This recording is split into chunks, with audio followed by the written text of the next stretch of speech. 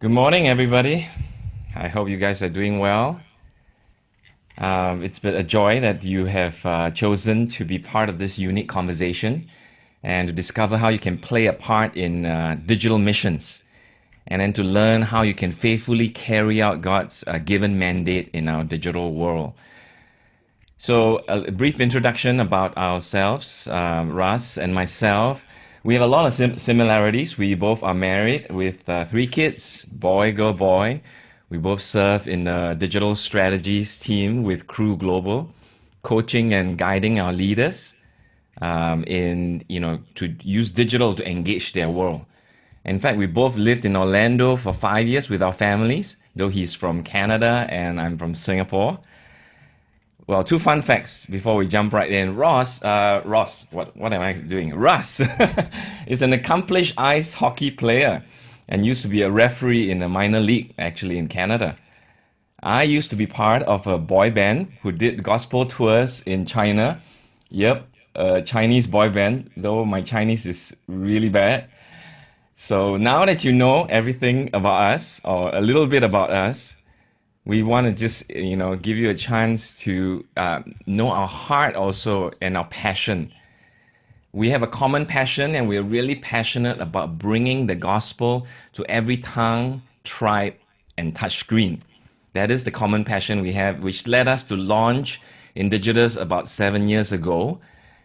And what is Indigitous? You might be wondering, or who is Indigitous? It is a global community engaging in digital missions to collaborate with the church, to empower the church to make Jesus known everywhere. So that's the really big heart of Indigitous, and we work across all churches and across many countries. Some pictures here to show you the diversity, and we have different cultures and languages, but one thing is common: digital. And through digital, we express and find unique ways to connect with our own culture and context. Now, one of the expressions some of you may be familiar with is through hackathons. Yes, Christians can hack, right? What we do is we bring about innovative ideas together to be the church in the cities or in the countries that God has placed us, and to bring the gospel to where it's not. So innovation, radical thinking, and creative approaches are truly needed because we live in changing times. Okay, as we dialogue, feel free to post the questions in the chat. We'll try to get to it. But I wanted to just quickly ask you a few questions, so you may be familiar with these things. Like, what is this thing that you just see? Well, the slide sort of came out a bit earlier, but that's actually 5 megabytes of data about 60 years ago. Right now, your one image or picture probably is bigger than that file. Okay, let's give it a try here. Put in the chat, what is a good caption for this image that you see? Anybody? Give it a try. Too early in the morning? Nobody? It's quiet. Okay, people just laugh, haha. What about getting a phone 10? Okay. Right, someone said there is no space in our modern lives that isn't filled up with entertainment, socializing, recording, or commentary. So true. I recently came across this little chart here that even illustrates the changes that and approaches to succeed, or in this case, sales and marketing. And everybody here knows Mercedes-Benz, right? You've probably seen the luxury car in your city or country. They're about 94 years old. It's a very old company.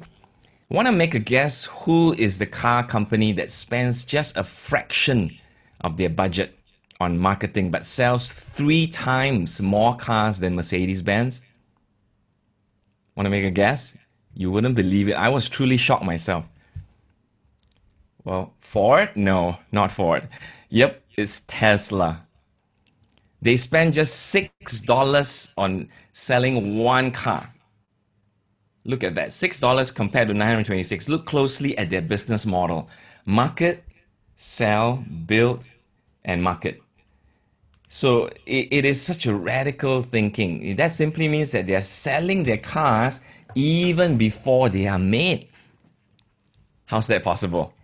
Well, with 35.5 million followers on Twitter, the founder, Elon Musk, is right up there with the most followed entrepreneurs in the world. So that tells you why, that's a huge impact. But I just want to quickly, walk you through a few changing contexts that has impacted the way we look at life and ministry. We don't have a whole lot of time, but I've been recently reading this book called Disruptive Witness by Alan Noble, and he presents this quite well, and I want to recommend it to you as a read. When I talk about the culture of distraction, I'm not just referring to people wasting time, but it's also people distracting themselves so that they ignore the questions of life. So in his book, Alan Noble puts it this way: it's the continuous engagement in immediately gratifying activities that resist reflection and meditation. So what happens is that we get addicted, to novelty, and we're not prepared. In fact, we shun dialogue that is personally challenging, especially ones that require deep implications. So we don't have time to dig into this, but I want you to consider for a moment the impact this has on us, both for this particular point, the culture of distraction, but also the next one, to realize that its implications is both on how your message is delivered as well as how it's received by the person that you want to send a message to. So the second point, of course, is the growth of secularism. And when I say secularism, I don't mean that there are no beliefs. On the contrary, it means the multitude of beliefs. Or some people say it's the contestedness of all beliefs. In other words, we live in an age where all beliefs are viable or real or legitimate. That means that believing in God is just one of the myriad of ways that a person can choose to find human fullness or satisfaction. Can you imagine how this impacts the way we look at life and even the way we think about faith issues? I'll sum it up this way, and in the book it says it very well: distraction and secularism have shaped the way modern people tend to find or create meaning in their lives. So long as we're moving to the next thing, we feel that our life has some direction and therefore meaning. Russ, over to you. And so as we consider the context that we live in, we believe that it is essential that we bring an unchanging gospel to a changing generation. What is the thing that people need more than anything else? It's to encounter Jesus and his life-changing message for us, the offer of hope, the offer of redemption, the offer of new life that he brings. But to do that, we've got to learn how to think and act differently because the world has changed. And one way to think about how to frame this conversation is that missions has always been about going where people are. And so in the church and with digital, we want to go where people are. Let's go to the next slide. So a few different stats about where are people today. These are some recent stats from Singapore about what our audience and the population of Singapore, where are they? You can see the second green icon there shares that almost 1.5 times the population, 147% of the population, has a mobile phone or a mobile phone connection. People have multiple phones in our country here. And then on the far right, active social media users, 80% of the population is active on social. And so if we want to bring this unchanging gospel to a changing generation by going where people are, we need to go and be present in these places with the gospel. Next slide. If you think about the amount of time that people are spending using social media, watching television online, playing games online.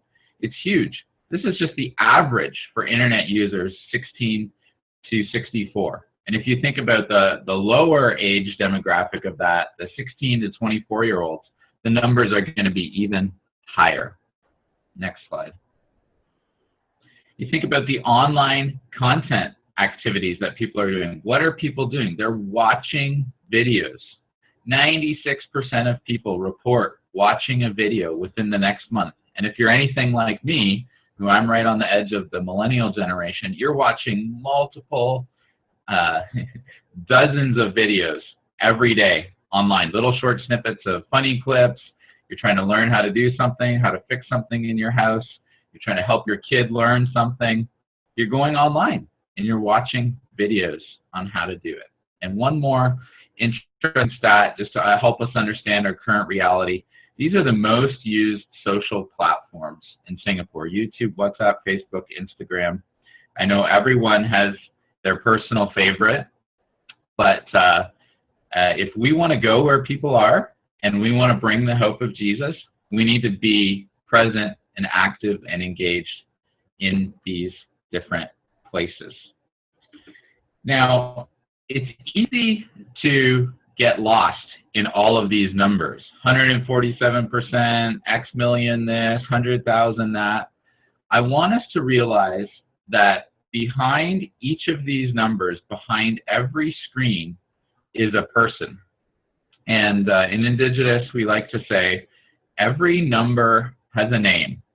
When we're looking at our analytics, when we're looking at how different things perform in digital, the impact that we're having on different social channels, we get lots of analytics, we get lots of numbers, but we love to remind ourselves, every number has a name.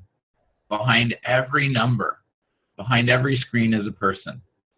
And that person has a story, and that story matters to God. And I think in digital, sometimes we can sort of think that it's out there, it's not really real, it's some sort of like different thing, we don't really understand it. But behind every screen is a real person, and that person has hurts and needs and longings and dreams, and they're engaged with us, sometimes for a few seconds, sometimes for a few minutes, sometimes for a few hours. And we want to need to trust God that He's brought them into our lives for a reason, and that we have the opportunity to journey with them and shape a path for them moving forward. So Simon. Thanks, Russ. Such an important reminder. Well, we have time for just 2 examples, and I want to show you a couple of examples. But when you hear these stories, I want you to ask these questions. What makes them work? Okay, this idea or this effort. Why do you think people are responding to them? And what other ideas come to mind for you? And I want you to jot them down or write them down somewhere. Okay, so the first one is this TikTok guy. I know some of you are on TikTok, but will not admit it. That's okay. But this TikTok guy has 365,000 followers. And guess what he does? He just reads scripture daily. Literally. He has a nice fancy background, but he just opens his Bible and just reads the Word of God and shares a little thought. He probably has influence more than some of our church pastors have any one time. What motivates him? What makes him do it? How has that inspired you, and what other ideas can you think of? Next one, boiling waters. Some of you may have heard of it, but if you have not heard of it, as I know I have some Filipino brothers and sisters here, it's a strategy driven by our indigenous community in Philippines. It's a very intentional Facebook strategy that has seen huge impact. And it started almost accidentally by a group of brothers that just want to keep each other accountable, but to really sow into our culture. And what they do simply is they use memes, inside jokes, often images that make you laugh, think, and share. It's so simple, but yet so profound. And in a short time, they already have 1.7 to 8 million followers and likes.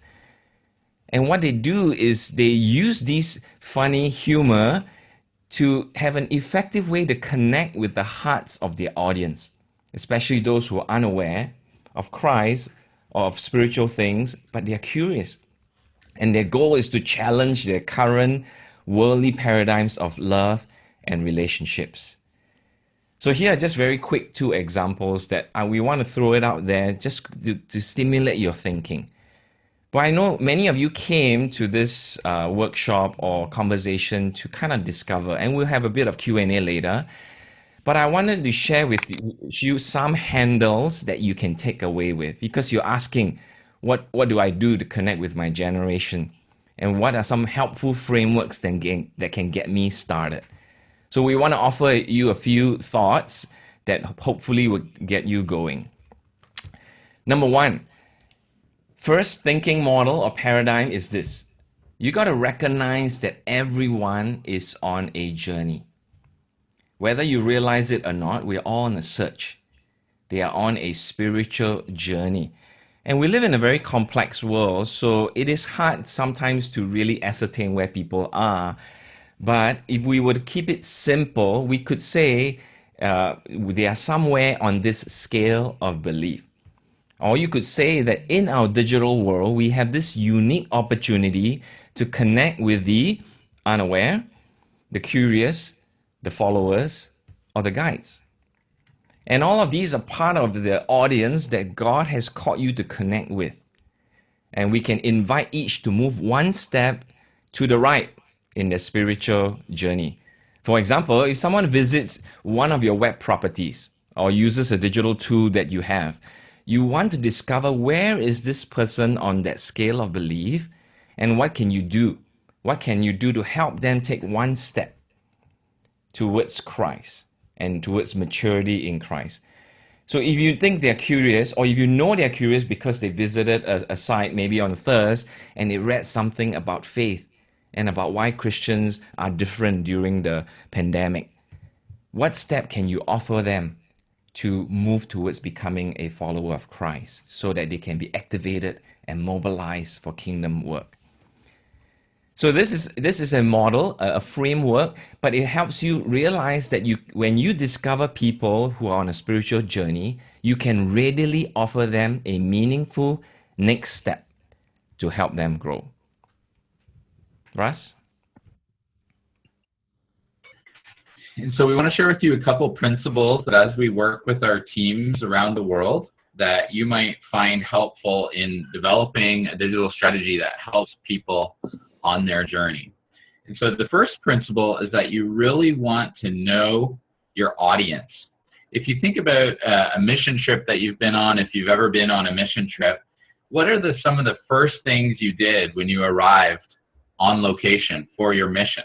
You had to figure out where to eat, how to pay for something, how to use transit, what the different norms are in a place, how do you get things done? And this is what we might refer to as decoding your audience. And it's no different in digital. You want to find out where are people hanging out, what are they talking about, who are they following, what are people doing in this space? What is your audience really like? What influences them? And to really understand your audience, you've got to be with them in their spaces to really understand the influences that are coming at them. Doesn't mean you need to agree with those influences, doesn't mean you need to like them, but you need to understand what is affecting and what things are coming at and what things your audience is engaging with. So first step is to really know and understand your audience, and that happens as you spend time with them in the spaces of their everyday life and where they go to digitally. The next thing that you want to do is figure out how to offer value. Now note, this is what your audience finds valuable, not just what you as a person or as a ministry or as a brand find valuable or the things that you want to push. What does your audience really find valuable? And how do you do simple next steps that are relevant and are going to nudge people just a little bit forward on that spiritual journey that Simon talked about? So this might be a link to an article. It might be an encouraging word, like commenting on something on social media. It might be recommending a book to read. It might be posting a fun video that makes a little point. Maybe it's a weekly podcast that explores relevant topics. I love one of the things that my church here in Singapore has done during Circuit Breaker, and actually is continuing to do right now, is they offered a 15-minute kind of daily devotional time called Morning Mercies. 15 minutes from 8:30 to 8:45 before people started work, because they realized everyone was getting ready to go on Zoom. They're working from home, most people at the church. And so they said, hey, there's an opportunity for us to offer a short devotional time that we could do together to help us really build our muscle and our habits of meeting with the Lord and making sure we're starting our day off right. Just a simple next step, a 15-minute call meeting where one of the leaders from the church would share a short devotional to encourage people. That was a relevant next step for us as a church during Circuit Breaker. You've got to remember that people have a limited attention span, and that not everything can be serious all the time. But what are those simple little opportunities that your audience is going to find valuable and is going to help them move on their spiritual journey? Next, you need to show that you're listening. And one of the ways that you show you're listening is by following, by liking, by commenting, by promoting the work of others, to show that you're not just all about yourself on social media or in digital spaces, but that you have a good understanding of the people that are around you. And so you really need to focus on listening more than you talk. And then when you do talk, make sure that you're talking about the things that matter to your audience. But a posture of learning, a posture of listening, a posture of making others look great, and then dripping in a point of view over time in little bite-sized chunks is really how to be effective in the digital space. And then lastly, you've got to have a learning mindset. You've just got to try. There's going to be things that don't work that you try as a ministry in digital, or as a person trying to engage in the digital space. That's okay. The cost of failure is really low. You want to focus on having a presence over perfection. And the way you're going to hone your presence is just to experiment over and over again and see what sticks. For every 10 posts you make, there might just be one that really connects, but it'll connect deeply with people, and it'll really help them move on their spiritual journey in a meaningful way. So you've got to have a learning mindset. You've got to experiment. You've got to be willing to fail and then try again to see what really connects with people's hearts and allow the Spirit of God to move through your efforts. Simon. So what's your next step? What now? Well, Indigitous desires to offer you some practical suggestions, but I want to affirm you once again that the fact you have chosen to be here tells me that you really want to grow. And I really believe everyone can learn and take one next step. It doesn't matter where you are. You don't have to be a technologist. A lot of us are all just lifelong learners seeking to bring the unchanging gospel to our changing world. So we have a few things that we want to suggest to you, and Russ has already, brought home the point that we've got to know our audience. I would say you need to be a student of the people you're trying to reach. The better you understand them, the better you know how to position yourself to come alongside them in that journey they're on.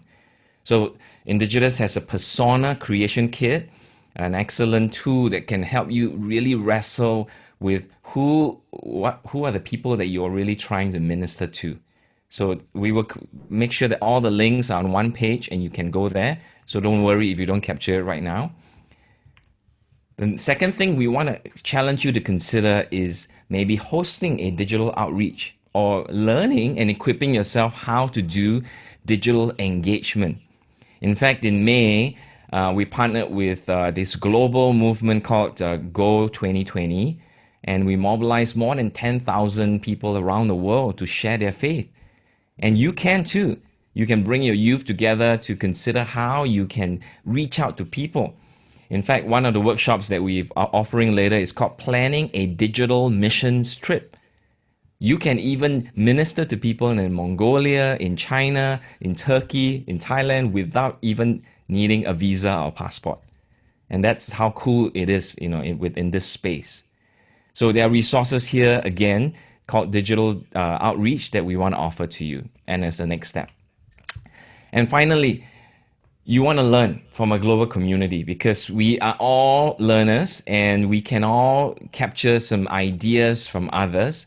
Indigitous provides quite a lot of those resources on the blog, but specifically in the early part of this pandemic, we launched a series, a global seminars that were attended by 7,000 people and around the world in 4 languages, but you can pick one of the workshops, many topics to choose from, and they're all available on our YouTube channel. So here's the link you want, and we've created a website for you, a web page for you that you can find all your resources in that one spot, and then some. Right? We've added some other videos and other things that we know will be relevant to you and would help you take one more step. Do not be overwhelmed, right? And one of the cool things about a workshop like that is that you are also connected to other folks and you're discovering. Thirst is a wonderful partner and they have plenty of ideas as well. I'm so glad that we can come alongside also to learn from each other. Well, we want to thank you so much for taking time to listen to Russ and I, and we will take some questions at the Q&A. But for now, we want to pass the time back so that we can hear from John.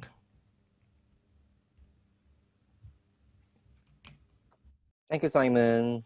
Appreciate you and Russ sharing your heart and some very practical tips.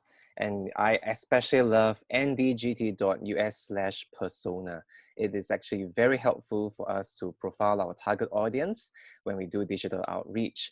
Right now, let's have Joanne Kwok from Thir.st to share with us on the trends of the youth in digital space. John, over to you. Hey guys, so you might realize that people have been calling me John. That's actually, you can see that in my middle name. It's not really my official middle name, it's my nickname. But everyone's so used to calling me that. So I think David was like, John, John, so feel free to just refer to me as John, that everyone who knows me will know me. And today I'm just gonna bring to you something that, is following what Russ said, what Simon said. And I'm like, wow, what else do I have to say? Because that was such a comprehensive sharing, and I feel that I learned a whole bunch of stuff as well. So I'm gonna quickly try and share screen with you guys. Here we go. All right. Yes, we did it. So Zoom online presentations is still not really my thing, but I'm gonna try. Right, I think despite being slightly younger than Simon and Russ, I'm probably not as adept at this. So yes, I hope that everything will go smoothly in the next half an hour as I share. Okay, so as I was saying, right, today we're gonna come alongside what Simon and Russ have already shared, Indigitous have already shared on developing digital strategies to reach youth. So this is where Thirst comes in, because this is the kind of work that we've been doing for 4 years now, right? So I was part of the pioneering team. I'm creative. Yeah, thanks, Simon. So I am the creative producer there. And that actually, to me, sometimes still kind of goes up in a question mark, because creative producer actually just means almost all of us are doing creating in Thirst. All of us are doing creating. You guys are doing creating. What does creative producer even mean? So what, for me, a bit of background on my own my own education and stuff like that, where I came from. I come from a branding design background. So I spent 4 years in an agency. I was a copywriter. So my medium is writing, right? And then after that, I spent the next 4 years at Thirst working on content, getting stories out, getting like great content out that would disciple a generation. But also at the same time, getting our brand out, because when we started, nobody had any idea what Thirst was. They were like, what's Thirst? And so that came with a lot of networking, attending actual physical conferences, going for prayer meetings with church groups, and just, getting to know people. Because in the end, it was not about Thirst just talking to into the void of like the online world. It was also getting all the Christian voices into that space. And I remember in the early days, we used to struggle. We'd be like, oh my goodness, how many stories can, like, just a few of us, and that's probably like 5 of us were writing, like, how many stories can we write? If we were pushing out stories every day, after a while, it's like the well runs dry, right? Like, I've given my entire life. I told you my story since I was born all the way to like now, and so the idea for Thirst really was that the continuity of it was to get all the voices in. I remember God was so clear. He was like, actually, every single Christian in Singapore, right? And that is a lot of people.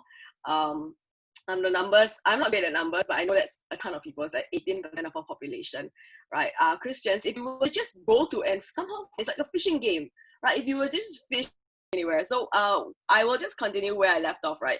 So the idea was really just bringing many, many voices in the Christian world together, and we're amplifying those voices. We're not just producing it on our own, right? So that's really a partnership. And I hope that as you guys go on, don't ever feel alone. Don't feel that you're the only person doing this and you're going to have to think of every idea in the world, right? Because it's tiring. But the good news is there's many Christians out there. Every single Christian has at least one story. It's called your life story, right? Your testimony.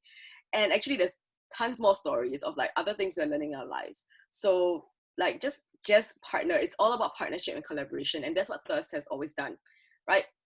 And so for myself personally in my work, I do anything that's not related to something artistic or administrative, because those things are not really my strengths. I am definitely not artistic, and I'm pretty bad at admin, like doing all the scheduling and stuff like that, which my team members who are here today are fantastic at, and you also need that kind of help. So everybody brings a different kind of skill to the table, which is why I'll talk a bit about like assembling that table, of creatives and of people who are great at admin, people who are great at scheduling and putting stuff out and making sure you have some sort of media plan, and sticking to it, because like I'm not that kind of person.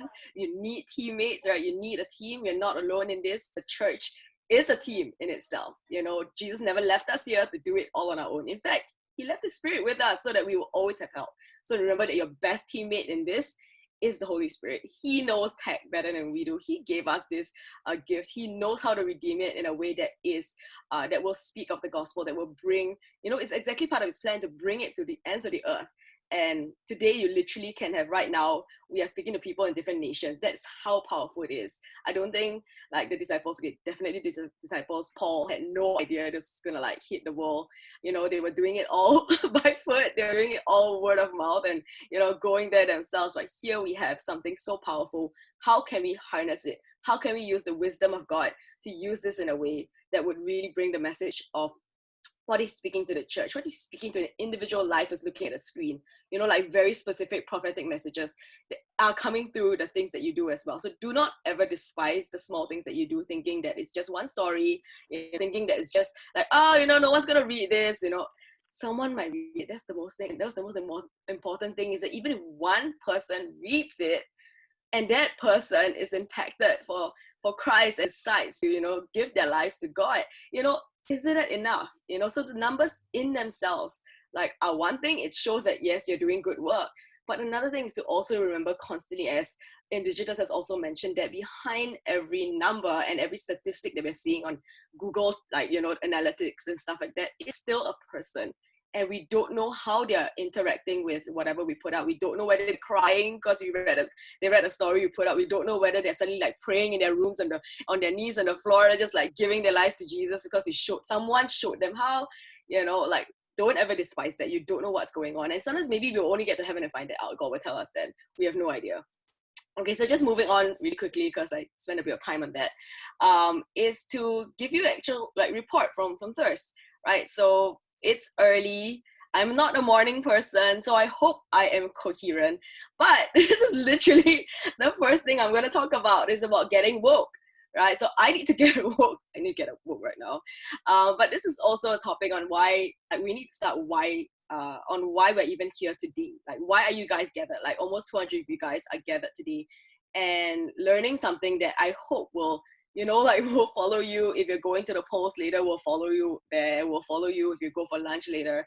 Not something that I just say that everyone has already heard, right? I hope this is a message that you yourself are able to take to your church, to take to your group, to take to the next person that you speak to and go like, oh my goodness, I just got woke, right, in this session. I will try my best. I have a very loud voice, so I hope that kind of works.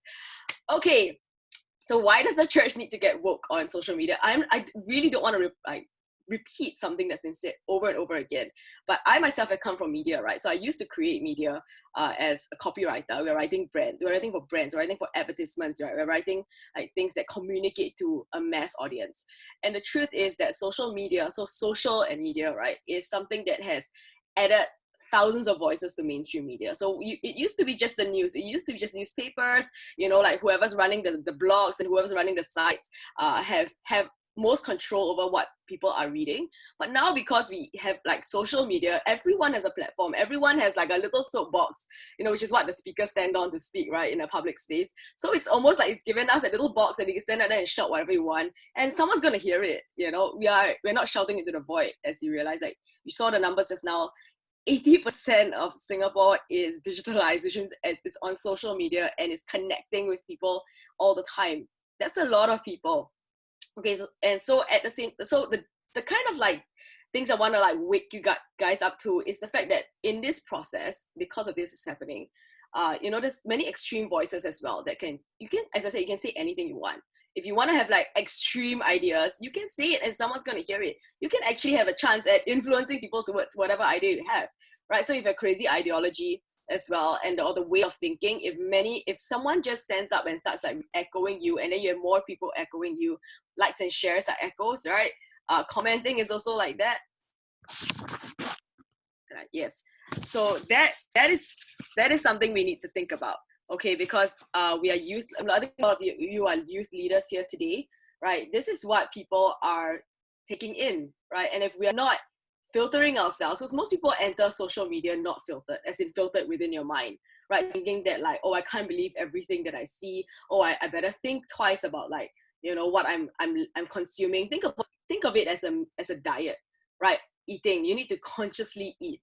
Otherwise, you're going to overeat, right? I mean, I've watched some nutritionist videos and they say stuff like that, and I think that applies to a media diet as well, right? And you can bring this analogy to your young people and say that, hey, it's really not that difficult to try and like be conscious of what you're consuming. Just think of it as eating, right? Okay, so as I mentioned, it's largely unchecked. There's no actual censorship, more or less, on the net. Even the government would say this, that they can't really like catch everything that people are saying, and that's why it's a pretty volatile and a bit of a dangerous space if you're going there completely like thinking that it's going to be rainbows and butterflies and everything people say is true and wonderful for your soul, right? So that's something for the youth leaders to think about.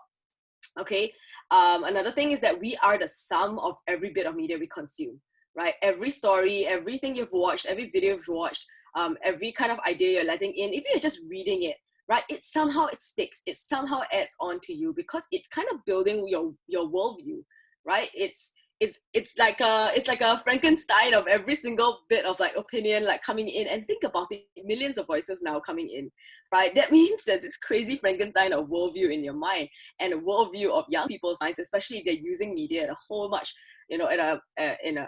for a long time, and they're using it like all the time, and more than they're listening to your sermons, more than they're reading the Bible, more than those kinds of things in.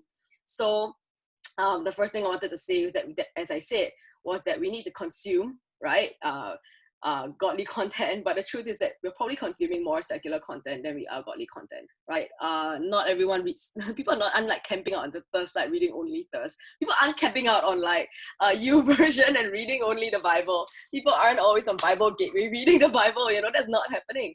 And we need to just get woke and go like, instead of just policing them on this, to just like at least acknowledge that this is what's going on, because then we can think of strategies after that, right? Rather than like, oh, let's just stop it, let's just like, you know, censor everything, let's just like give them some kind of like digital curfew and make sure that nobody in our circle is using it beyond 10 o'clock. It doesn't work, you know, that's not going to work, right? We need to have way more sustainable ideas that are actually useful for the person as well, right? So as I mentioned, a diet, don't overeat, right? Because if you overeat junk, right, you have no space for real food. Like your parents will tell you this all the time. If you eat junk food like just before your actual meal, you're gonna have no space for it. So why do you think young people, myself, you know, all of us here, sometimes really kind of struggle to read the word? Because the word is real food. Like those are real solid things that you should be building your life on, should be building your spiritual nutrition on. But most of our internal nutrition is already being filled by a whole bunch of junk because we're blindly watching videos of cats, which is me too, you know? So I'm not saying this is like just them. It's like a me, you thing. It's like a all of us thing. Okay, and so the final point of getting woke is that, as I mentioned, you have no control over what they are reading. Yeah, so no control over how long they're using media. You've also no control over what exactly are they seeing. And like, just look at yourself. Think of the questions, think of the stuff that you have also been reading. And I am at fault for that as well. Like I think about it, I'm like, yeah, you know, I basically just read most of the stuff that my friends post and like whatever's interesting and whatever could like catch your eye. And the thing is, because no one knows. No one will know that you're clicking into this to check this part, like this part of the world out. No one's gonna like know if you went to like spend more time like finding out about this, and like, and your youth leader doesn't know, you know, my cell leader won't know, my parents won't know, you're not gonna tell them anyway, you know, who will know? But I think the thing is that God knows, but we always think that God's not actually watching whatever content we're watching right next to us. You know, He's seeing it, and I think that's, you know, that's something to think about as well as we pasture people. Yeah. So as I said, you know, it's best to get woke to it instead of like shoving it back down. Right? We cannot hide them from media influence, right? And we cannot police their usage. But the truth is that if we don't disciple them, therefore to use it well, if we don't disciple them as people, right, then the mainstream media will.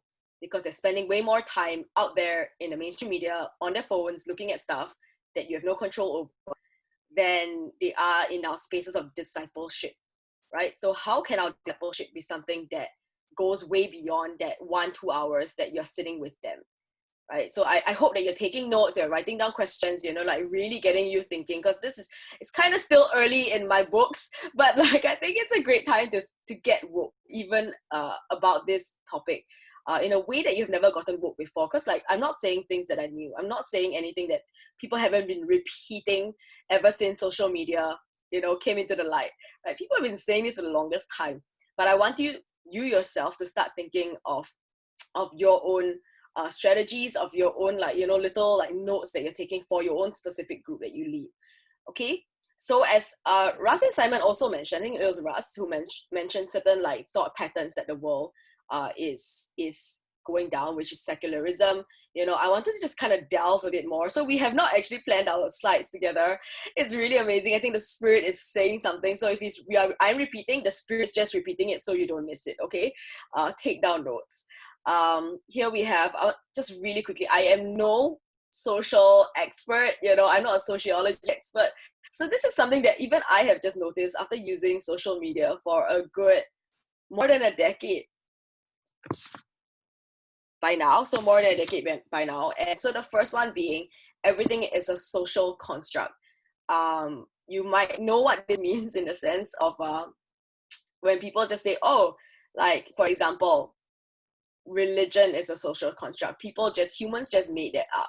You know, it could be also marriage is a social construct. Humans just made it up. So actually it's just a piece of paper. I don't know what you guys are thinking, just making this giant fuss about protecting the institution of it, you know, the sacred, what sacredness? It's just a piece of paper, guys. So you will hear like, you know, arguments like that, and you actually, as I mentioned, you don't realize, you might hear it coming out right from outside you, like, but at the same time, you know, think about what young people are then kind of like learning on the inside and therefore filtering for themselves as they read, you know, certain things going on in the world. For example, like a high profile couple divorces, right? And then you'll be like, your first instinct is that oh no, like divorce sucks.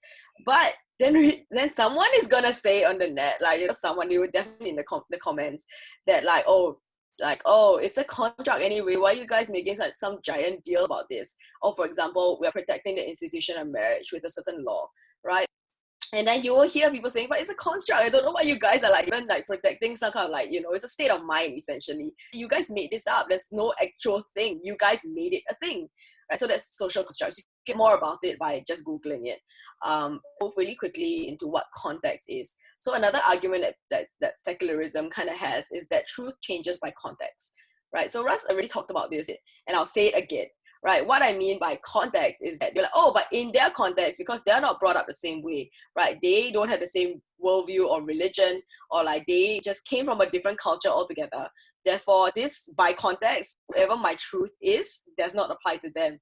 Therefore, I, cannot possibly speak out on that because that's not fair to them, right? And so there's a lot of silencing going on because of these two things I've mentioned, constructs, right, and context. Where you'll be like, oh, maybe my mind just made it up. Or like, oh, maybe it doesn't apply to these people. It only applies to me. Or on the flip side, you'll be like, oh, whatever truth they're saying, actually, well, in my context, because I went through this stuff, technically I'm not held to that kind of, principle at all, whichever my pastor is saying as well. You see, it comes out both ways. It comes out in manifest as well, which is just so insidious. You don't realize exactly how we're interacting. So the last one, I just edited this in last night, actually, something that has been going on louder and louder in our space, and I had to mention it. It's that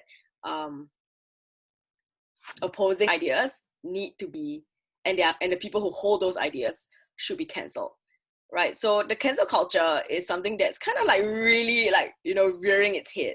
I don't think I don't think it's like massive, like wow, everyone's talking about it, but most people are talking about it already. As in, people are starting. We are seeing this word pop up a lot.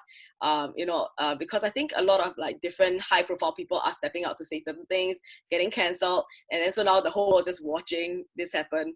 And you're like, oh my goodness, there's this cancel culture thing, which it was basically just like, oh, shut this person down. If they have an idea that goes against like some other idea, then they should just be boycotted. We should just completely like make sure they never speak at stuff again. Make sure that like, we burn their books, or make sure that like, we get them shut down by the government. I don't know, like people have been doing things like that. And like, and it might sound like a new thing, but as I've written about previously, it's not a new thing. Think about what cyberbullying is. Isn't that exactly what cyberbullying is on an individual personal front, with just like maybe a smaller group of people just ganging up against this one person in a smaller group, right? Saying, oh, like this person ugly, like, oh, this person is I don't know what. And then like, you should just die, you should just go and kill yourself. If you read the news, you would see very sadly certain stars who have taken their lives because of cyberbullying and being called out by netizens that they should just go and kill themselves because like you're so ugly or you are just so weird, right? And it's so sad to think that a voice like that from a stranger online is enough, can be amplified enough to affect one person that way, right? And so I think that this cancel culture is a second ideology that has been it's like really the new thing that's circulating. But on a good note of that, think about it. If one person's voice like kind of echoed by a bunch of people can affect one person so much, what happens when that's redeemed? What happens when that is a good voice? When that is a voice that is telling someone that you are of worth, you are worthy of love, you are worthy of a life much greater than you think, and you are so incredibly special and loved, by someone far greater than you could ever imagine. What happens if we as the Christian, as the church, band together to have that voice? Because one person looking at that on a screen, if they can be affected by negative stuff, I'm pretty sure that it can be affected by positive stuff as well. So how can we then be that alternate voice that comes in space, which is what Thirst has been doing. And I hope that, this is not just Thirst's work, this is something that I hope that all of you would start doing in your own space as well. Okay, here we go. Okay, so I will really briefly go through this because later in the workshops, Gracia and Gabriel, Nicole and Marcus are going to bring you through this as well. So I'm just going to really just like go through it really, really fast. So how Thirst does it is, of course, knowing our vision. Our vision is to transform a generation one story at a time, right? So just get in the right frame of mind. When you're woke, you realize that because you're a digital nation and you're in a digital generation, we just need to do digital discipleship and digital evangelism, right? It's exactly what I said, amplifying the positive voices of God, like to surround each person on their screens, such that they, maybe would really take the chance to like listen. And you never know, someone could be praying the sinner's prayer, where they are. I have had friends who tell me that they came to Christ because they just went to Google some sermon. They were just longing in their souls. And these are the most like atheist friends I know, okay? It's really crazy. And then they just were so affected by what the person said that they just gave their lives to Jesus on the screen, like through the screen, as the pastor led, in the sinner's prayer. And I mean, it works, guys. It is real. The Spirit is moving through this space. We need to just get in with it, like with his move. He's already doing it. It's not like we're helping the Spirit get online. The Spirit is here. It's just we are partnering again. The church is partnering the church, and it's partnering the Spirit in his work that's already happening with people, whether we're here or not. And it's our honor to do that. It's our honor to just come alongside him, right? So we are sort of bring that church into the online world where people are, right? Again, Indigitous has it this. But I think I'm going to just bring up quickly just two points of how else does it, and this is about responding to culture. So I'm going to be talking about really quickly about these two things I've kind of like, we gave language to, which is number one, responding to active culture. And what I mean by active culture, which sounds like a bacteria, right, is more like the culture that's active, that's always have like the news that's like breaking and that's breaking across the other side of the world. Maybe it's breaking in the nation. Maybe it's just this new buzz, like this thing that people are talking about now, whether I don't like, we've been watching the news over the past week, and like the buzz has been crazy, right? You see the memes, you see what people are talking about. That's what I mean by active culture. It's what is like, like new, right? And it's coming up. And so Thirst constantly is on the watch, right? We're watching, we have a finger on the pulse of culture. We are like, okay, do you hear, like, do you see that new thing coming up? Do you see that story circling? Do you see that meme circling? Do you see what people are talking about? We need to constantly be watching. We are doing that all the time. And so the idea here is really the fact that we are, as the watchmen, charged with bringing that Christian voice in, right? So don't be passive. Don't be passive about it. Don't just like go, oh yeah, cool, yeah, I saw that meme. Oh yeah, I saw them talking about it. Think about, get in the frame of mind where you're thinking about how to respond. How do I bring a God voice into this? What is the Spirit even saying into this that people are not hearing, that I can help, amplify, that I can like, give word to, that the Christians are also kind of like wondering, like, oh, I don't really know how to think about this, like someone needs to do it. And that can be you, to bring that Christian angle viewpoint on. Again, Gracia and Gabriel will be way more specific in this, and you can attend the workshop later, right? And so I'm also going to be talking about passive culture, right? So what passive culture is the culture that we live in on a day-to-day basis that is not like exciting or new. It's actually kind of like there. It's you're living in it. It's the atmosphere you live in, right? And these are what I mean by that is real life universal issues that sometimes are harder to discuss offline in a church setting usually, right? So these are, it could be normal things. It could be like, oh, the stuff that people like to eat, the stuff that people are interested in. It could also mean stuff that goes way deeper that people can't even talk about, but it's totally there, right? And what I mean by that are issues on sex, issues on sexuality, addictions, mental illness, apologetics questions like, oh, does God actually really exist? I don't dare to ask in like my cell group setting, but they're asking. And the thing is that we need to go where people are. And that doesn't just mean physically where they are, right? Or even digitally where they are, even spiritually where they are. We need to meet them where they are, because Jesus always met people where they were, right? And so for us, it's getting into that frame of mind of where could a young person be? Because that's our audience.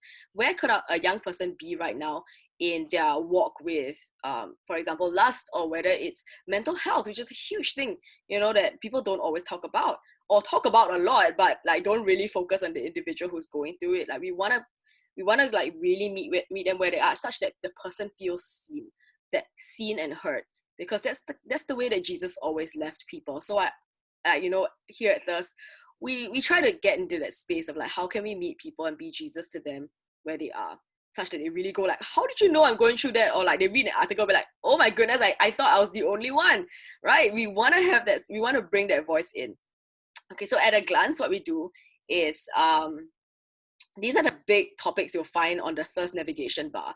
You find stories on relationships, studies, faith, culture, mental health, do good, which is like, do good things like humanitarian things, work, money. Okay, so these are the big ones. But the truth is that actually we live, and you might want to take a screenshot of this if you want.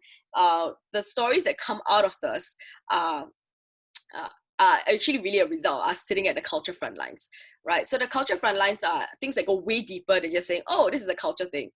Actually, right, if you go from an inside out of a person, these are things that a young person is constantly thinking about, or like, matters to them. And as long as it matters to you, as long as you're thinking about it, it matters to us. We want to bring that voice in, right? We want to come alongside the church, because the church cannot possibly touch on every single one. They have a lot of other things to do as well, such as getting the community together and preaching, and stuff like that.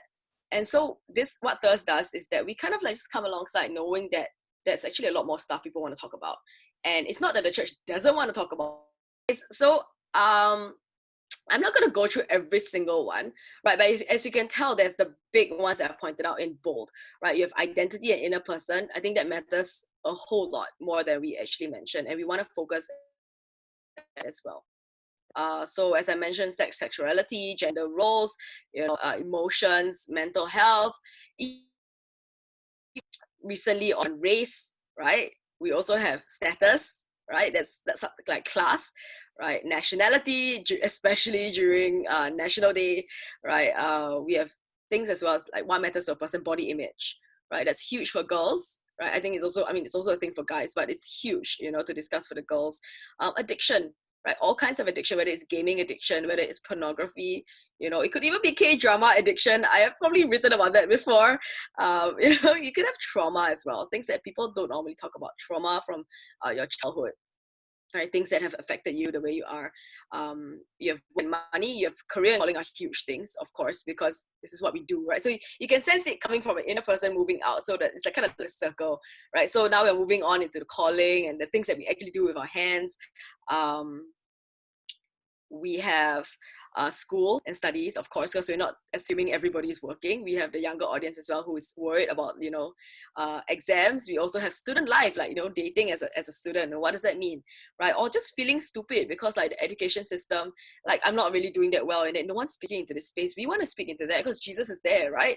Love and relationships. So again, now it's relational, right? This is probably our most popular pillar. Dating, whether it's family relationships as well, whether it's marriage, whether it's singleness, huge one, right? So singleness is a thing that that the church is increasingly talking well about, I feel, and that's why we just want to bring our voices in. If you're single, I'm single, it's about then bringing that story of that redemption that God is doing personally for you, such that the church can learn from it, like, can learn from what God is doing and telling you and teaching you as well. Right. I mentioned global, local news. So it's not just church news, it's also news, right? So we learn to respond to that. That's another culture frontline. In fact, that is one of the easiest things to watch out for, right? Breaking news, internet buzz, as I mentioned, internet fads, right? Even especially the dangerous ones. You could be watching out for challenges that the teens are doing, pop culture. What's the new Netflix show that people are watching? What's the new K-drama everyone's watching? Is there anything we can say about that? Can we learn stuff from it as well, right? Are there any like actually godly messages that we can talk about from these things that everyone's talking about already? Gabriel will be bringing you guys a bit more into that later. Yes, as I mentioned, memes, right? It's a big thing in Singapore. I love it. I love meme culture. Right? So it's just about interacting with it as a person, as a producer as well. And lastly, of course, faith and church life, right? People have questions about their doing QT. That's another big one, right? Studying the word, walking with God. How do I evangelize? Like we're talking about digital missions right now. That's an evangelism topic. How can I do it well, right? People are probably thinking about this too, especially since we can't do mission trips for now, right? Prayer, worship, and of course cell group, right? Should I change church? what happens if I don't like my cell group member? Those are things that we also talk about. In fact, Gabriel Ong, who is here today, who will be talking later, will be, mentioning a bit about his very popular story called like, you cannot change cell group like Cai Fan, which is what Singaporeans, the economy rise that you pick the dishes, basically saying that we cannot just pick and choose the cell group members that we like. It doesn't work that way. So, and then we spoke into that space because we knew that was on people's minds, right? Okay, now, very, very quickly, again, what I mean by at the table, because I've thrown out a bunch of topics, I've thrown out a bunch of thoughts right here, but the truth is they probably might be still thinking, so how exactly does Thirst do it? And so a brief glance, right? We basically, at the table, we have weekly editorial pitches. So you just imagine with us, a team of about 7, 8 of us come together, and we basically talk about it every week. Okay, we talk about, does someone have something to say about any of these topics? Have you been noticing anything on these very long list of culture frontlines that I showed you for this week? Like, maybe you want to talk about singleness this week, right? Maybe you're just feeling it and you just the spirit has a message, right? And should I be the one saying it? Like, should this person be the one writing it? Or is there someone we know who should be speaking into this situation? So we also have like a whole list of contributing writers that we usually reach out to, that Gracia will be talking more about later. So you can find out about that. We also do time-sensitive responses. So we can't always just make it to Wednesday, which is our editorial meeting. If, like, for example, something happens on Friday, you're like, I'm not gonna wait and like something big happens and the whole world is talking about it, right? I'm not gonna wait until Wednesday to say something. We need to say something now. We need to discuss it now. So we sometimes just drop each other WhatsApps going like, hey, did you see this? Like, this huge thing just happened. Or like, we were like, oh my goodness, someone just passed away. Or like, oh, someone just left the faith. Or like, oh, like, someone like is just made a statement on Instagram right now that some influencer just made a statement, and like everyone's sharing it right now, shouldn't we get in on this, right? So those are time-sensitive responses. We just quickly just tell each other, right? So it's always being in that frame of mind of like, do we have something to say about this? Should we be saying something about this? And we'll be like, my teammates will understand this. It's the messages that go in, and we're like, it's really, really fast, such to the point that usually when my own friends send me something, they're like, hey, did you see this? I'm like, yeah. Usually we get the first news, everyone's always like watching out for stuff anyway. So we'll immediately tell the team if you're seeing something big happen. I have my dear mom, who wants to help me most of the time with this. She'll be like, hey, write a story on this, and she sends me something that broke like 5 days ago. Okay, like mom, we already wrote the story, or like, oh mom, like we decided that we didn't have anything to say about this, so it's quite funny because I think the people around us after a while started to understand that like this is the pulse of culture. It is fast, right? I mentioned active culture, right? It's fast and it's sometimes a bit stressful, but the good news is that everyone's watching anyway, so if you're not really gonna miss anything out. You'll definitely hear about it within the next hour that it happens. Someone's gonna tell you about it. So it's just getting again in that frame of mind. We also do seasonal pre-planning. So if you are doing things for the church, you want to just plan ahead. One thing that's helped us a lot is that we go by seasons, right? So by this, I mean by, of course, we have seasons like January is like, the year has started. Should we say anything about resolutions? That we have CNY, Chinese New Year coming up, we can write about family reunions, right? And family. If you have Valentine's Day coming up in February, we're like, oh, we should write stories about that. So it's in our minds, we have a calendar, right? So after a while, we just know what's going to happen every single year from January all the way to December. August being National Day, May being Mother's Day, June being Father's Day, March being International Women's Day. So you can see that for myself, it's become so like, it's second nature. We know what's going on every month because that helps us pitch our stories. Otherwise, it's really like, where am I pulling this stuff out from, right? Like, it's very hard to think about it, but seasonal planning helps a lot. So just go according to a universal calendar. Start from there. It helps a lot. Okay. And yes, for example, mental health month is September. September is the suicide prevention month, and then October is mental health awareness month. So around that time, we will try to like amp up our stories, amp up the pitches for like, I think we should focus more on this. I think we go speak to that professional and get a story for them. We should get to speak to someone who is just, is going through this, maybe they have a story there as well. So that's what we tend to just discuss. Okay, so what should we say this year? Like National Day, every year it happens. So we've already had our discussion last month. What should we say this this year, for National Day. Now that Singapore is going through, circuit breaker, it's going through COVID-19, and of course things changed, for us this year, the stuff that we're going to be saying. So watch out for that as well. It's really exciting. And they're working on it right now. And lastly, really, it's about going into spirit leads, right? And I cannot emphasize this enough. You can plan all you want. You can have all the best story ideas possible. You can have the best leads of the best people to tell their stories. But, right, the spirit leads on this. Remember, this is his ministry. He's already in this space. We are moving along with him. We're not dragging the spirit in. We're not like, like, spirit, I teach you how to use the computer. That's not what we're doing. And the spirit is already here, reaching out to people, in their own spaces. And at the same time, therefore, we need to move with him, right? We need to be conscious and like keeping track with him. Like, is this what you want to release right now? Is this a story you want me to tell right now? Is this writer ready? Am I ready as a writer to even release a story as big as this? Because it matters, okay? And of course, is there a reason why we should hold back the story now? Because now is just not a good time to put out the story. Maybe the person's going through something. Maybe the person's not done living the full lesson with God yet. So we don't rush to stop the cooking. We don't, because it stops the cooking process. If God is brewing something in you and all you want to do is just throw it out online, then you're gonna it's kind of like, is it blanching vegetables? I'm not a terrible cook, but like, it's kind of like throwing like a cooking thing into cold water, right? So we tend to try and pace our writers, pace ourselves as we put content out, to know that the spirit may think, this is not the time to put it out yet. It's a story, but not yet. So it's a very, very spirit-led movement at the same time. Okay, so the thing I want to leave you guys with, and I hope I haven't epically overrun, is these are the final tips I have for you. Is, as content creators in your own space, and we'll be going out there to shepherd, in a digital space, increasingly Zoom cell groups and stuff, right?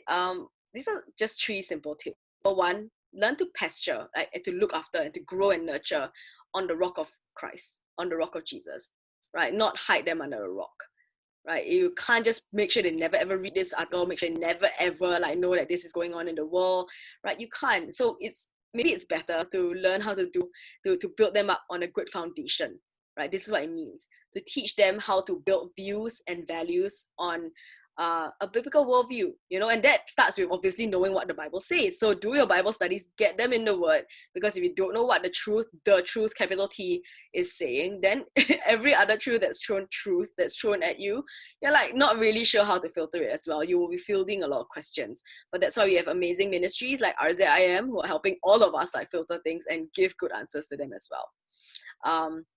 Secondly, we have to teach our young people how to think and not what to think. It's usually easier to just say, oh, this is the answer, right? But the truth is that it's like giving a man a fish versus teaching a man how to fish.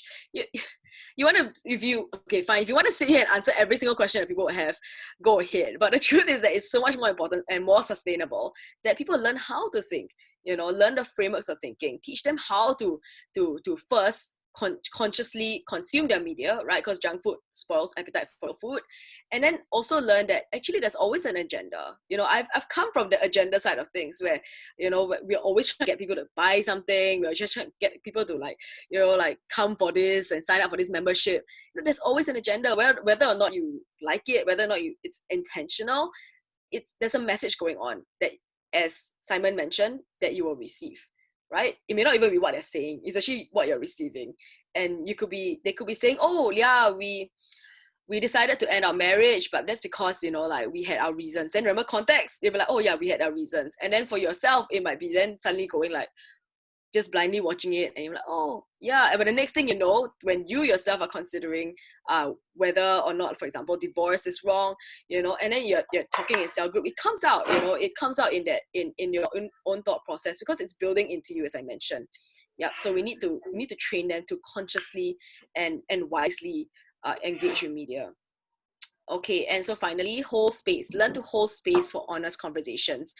And again, this is as I've been thinking about it, if we cannot hold space for our members to have honest conversations, if your cell group, for example, is not a safe space to ask these questions, then it's going to be very unlikely that they know how to go out there and engage with the world who has all these questions as well, and they have questions, you have questions, and then like, because I don't know how to have honest conversations, then it's kind of lost in the wind, right? You just like shut down, for example, or you just decide to just like just go with what you know, which sometimes can just be what you just read, right? It's kind of not a fully formed thought yet, and that's actually very dangerous in an online space, because all the thoughts are out there, and with the cancel culture, it's scary. People might just pick it up and go like, I want to shut you down, right? So we need to have like spaces in our cell groups, first and foremost, where members can practice, number one, active listening, right? And conversing, number two, conversing respectfully and sincerely about tough issues, right? So don't shy away from it. As I said, don't hide them under the rock.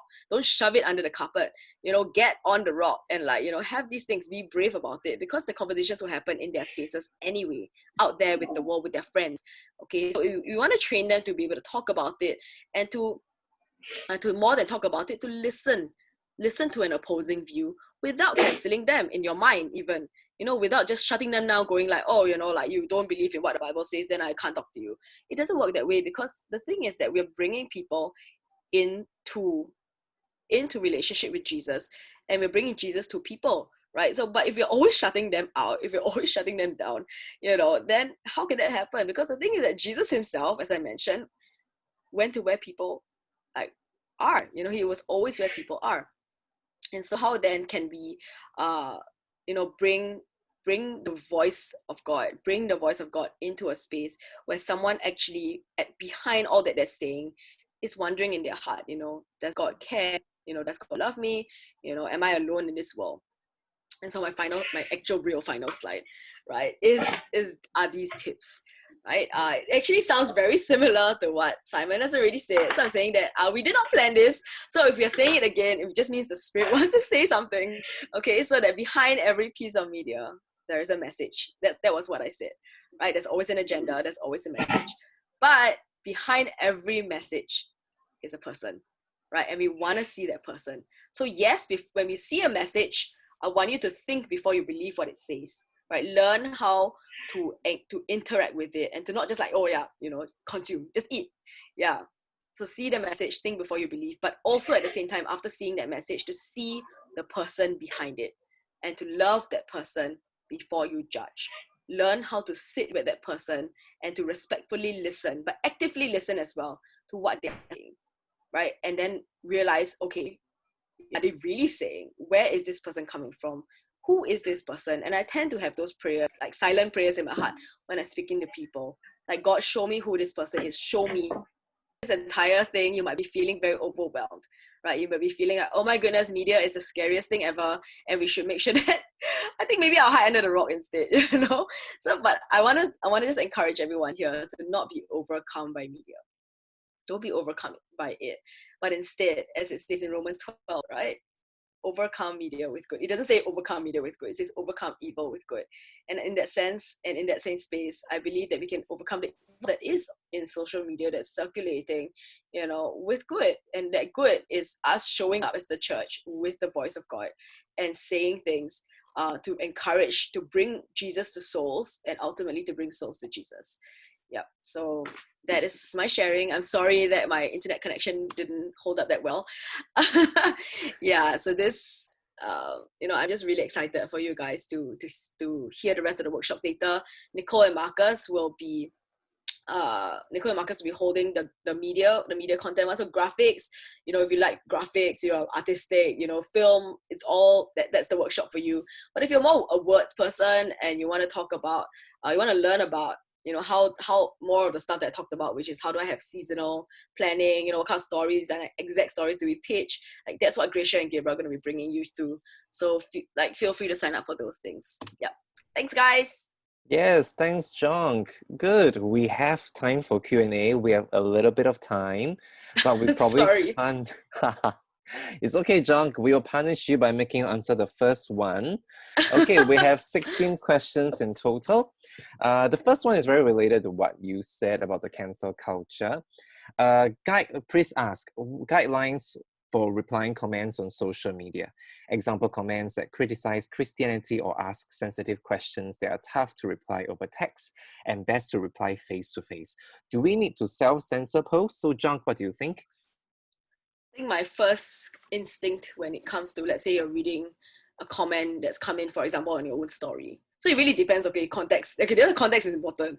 Whose story are you reading this on? Is it your own story? Or is it like, some random thing you're seeing on someone else's, like post that actually you're not really part of? The first instinct I have is to not always jump in, right? To not just jump into saying something, oh, I must fight. And I just wrote about this actually for elections, where I talked about how Jesus, was arrested in the garden. And when Jesus was arrested in the garden, Peter's first instinct was to draw his sword and then cut off the servant of the high priest's ear, right? It was very reactive. Right, so it's a very reactive thing, and we tend to be reactive. We're like, oh my gosh, Jesus is saying rude things about him, then you cut off someone's ear, and sometimes responding very reactively into comments is actually that. It's us cutting off someone's ear because in the end you're drawing a sword. You're like, come, let's fight. You want to say this thing, I'll fight you. But the spirit that we must be in. So this is probably the principle, the basis of where we must start from. Spirit of where we come from has to be the spirit of Jesus, because Jesus said when Peter did that, he said, put away your sword. He was like, enough of this, and then he reached out and he healed the man's ear. And when I meditated on just that action of Jesus, I was like, oh my goodness, I was in tears, because I was like, Jesus' spirit, so gentle. People were arresting him, they were arresting Peter, but Peter was the one who was like, and Jesus was like, I need to be arrested. This needs to happen, as in it's okay, and I'm still in control. That's basically the message of this is, it's not like someone says something rude about Jesus, suddenly Jesus no longer on the throne. It doesn't work that way. But a lot of times we react thinking that the minute someone says something rude about our faith, then suddenly the faith is invalidated, right? And we need to fight for that. Right, there's a space for wisdom where we can wisely answer someone, which is what Paul also talks about, having a good answer for people, right? A gentle and good and wise answer when people question you about your faith, right? But we don't want to draw swords in this place, because Jesus was like, put that sword away, man. Enough of this. And he's like, and he reached out and healed the man. And so how can we be more like Jesus in this picture than like Peter? And I think it's a very vague answer of it, but I think that captures the spirit of how we should interact in an online space. When there's a lot of vitriol. People are saying rude things about Christianity all the time, but I think Christians are also guilty of adding to that by also jumping in and saying like, hey, you think you who? I also went, I dox you back, kind of thing.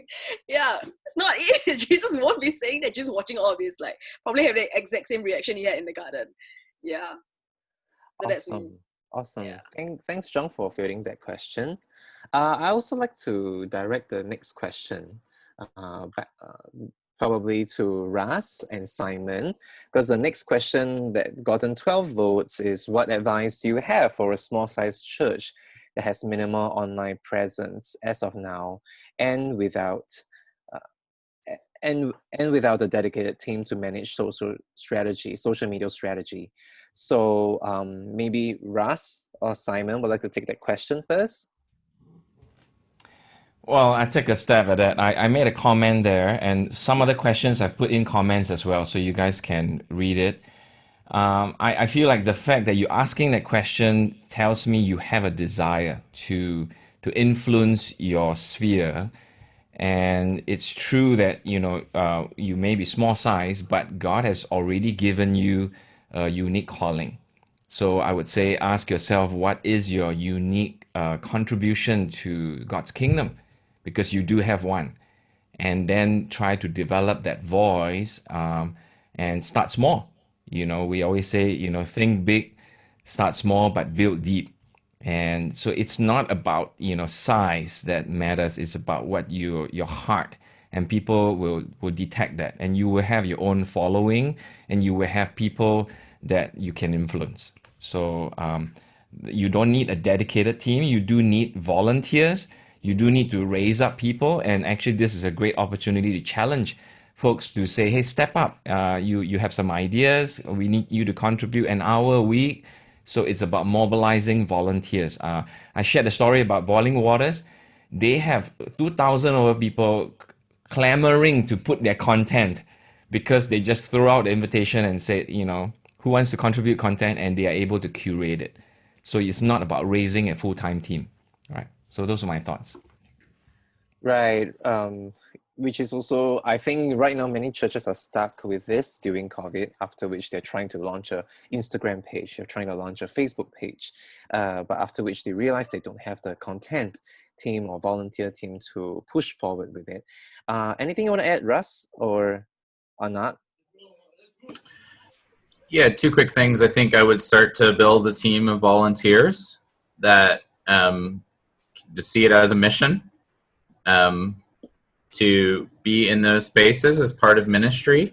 And then in parallel to that, I would be working on a proposal for church leadership on why the next most important hire for a church would be someone to engage in social media.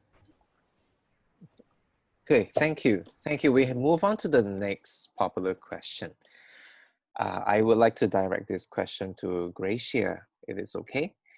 How do we keep to be relevant with what the youths are interested in that is not of my interest? Example, K-pop or K-drama. I think Simon and Raz made a good point earlier, which is that you need to really spend time with the people who you are trying to reach. And so for us, fortunately, our team is quite young. So, and that's the reason why we really love to get interns on board as well, because we really get a feel of what people are interested in on the ground. And I think, I'm sure you guys in ministering to your young people are actually spending time with them. So I think it's really just digging deep into what are their interests, what are their hobbies, and then, you know, you may or may not be able to sort of use that to disciple, but I think it's really starting from that premise of really just spending time. And if you're not spending time, then maybe get volunteers who are of that age range that you're trying to reach, who are of that demographic they're trying to reach, to join your team so that they can brainstorm ideas together with you, which is Russ's point about, you know, getting volunteers as well. Thank you, Gracia. Okay, we have one more question, maybe one more question, which we will address if the one that has 9 votes. How do we ensure that in following the cultural frontlines, in Thir's case, we do not fall in the trap of merely writing articles because the topics are juicy and appealing to humans? I can take that as well. So I think that's something we'll address later in our workshop. But just to give an example, I think for COVID, right, when COVID hit the church in the initial period, I think it was February or March, and all the Ministry of Health was reporting on all the new cases that were coming up from churches, and churches were one of the earliest clusters that were hit, right? So as Christian media, I think we were also wondering how we should be covering this on our platform. Like we knew that there was going to be a lot of interest in, like, say, if we reported like a new case was coming out of a certain church, or like you know, which was the next church that was in the news, but we held back because we felt that at that point we didn't want to incite more fear and fuel the panic, because I think people were scared. We were literally like, really like, should we even go to church? Because it seems that church is the breeding ground for the virus. So I think it's really just being discerning as well. Like you can very well say something, but is it going to be helpful? What are you building? Are you building faith, or are you building fear? So I think things like that. So in the end, what we did was we were quite selective about who we featured, and we only started to feature stories where there was a redemptive element, where we could really bring in the fact that, you know, people were having COVID. People in the church were cases, but they were able to also overcome and also able to go through the experience because of the peace of God that they experienced. And so that's the element of the good news that we were able to bring in when we started to cover the COVID stories. And so that's kind of the difference we made in terms of not doing the whole like news update of who's the next person in the church who got COVID, but rather using that and trying to re-angle it so that we would be talking about the stories of the overcomers, and using that as a chance to share the good news. Thank you, Gracia. I'm so sorry we have not enough time to cover all the great questions, but do bring these questions to your workshops later. So you have already received all the links to the workshops that are available after this. So we know that there'll be the written content, there'll be the media content. At the same time, there is the how do you go on a digital mission trip or plan for a digital mission trip workshop. So do go to these workshops. You can do the QR code thing, or you can click out via your email. So it will happen. The workshops will happen in 5 minutes time after we end this session. So in 5 minutes time, because the workshops is heavy in content, we do not want to push back too backwards. So we'll just give you a 5 minutes bio break if possible, and you go to a new Zoom room. So don't come back to this room. You will go to your new Zoom room at the various links and QR code that you have received, or you can do it here. Okay, so quick announcement before we go off. Firstly, we need to inform you of a refresh camp that we're organizing for pre-uni students or second year of NS or even first year of freshmen. So the age range we're covering is from 19 years old for those who are in second year of NS, or and until the freshman year one. Okay, for university students. So we are teaming up RCIM for this, so do watch out for it. You can do the QR code. It's called Refresh Asia. So over 3 days of 2 hours each, we'll be preparing youths on how to handle faith issues and life issues for university. So next up, we also have Tuesday Talk. If you're interested to understand how your family of origin has shaped you, and the speaker will be Pastor Chua Seng Lee from BBTC, who will be speaking with us, and Miss Abigail Lee. Okay, next announcement we will have is there's also Collab2Reach Conversation 3 that's happening in September. August, we will not have any Collab2Reach conversation. We have postponed that to September. It will be taught by Max Jagannathan from RZIM Ministry. He will be speaking on how do you teach and equip your youths in the area of apologetics. Okay, so do watch out for it also on Eventbrite or our social media spaces. So without further ado, shall we close in prayer and we can prepare ourselves for the next 1 hour of workshops.